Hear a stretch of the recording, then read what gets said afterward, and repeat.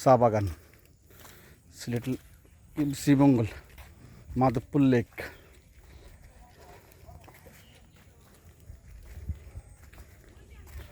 ও রাসেল ভাই, এখান থেকে একটা গরম পানি নিয়ে চা খাই।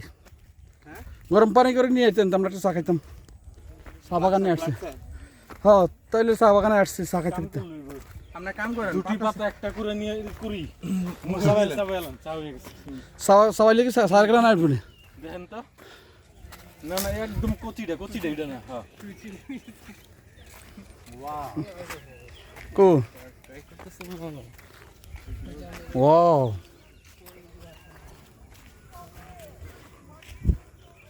সেই কি ভাই,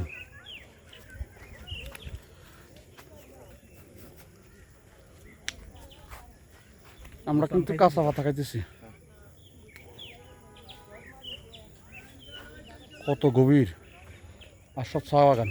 এইগুলো তো চা পাড়ে অনেক রিক্সি না ভাই, চা পাতা চলে যে।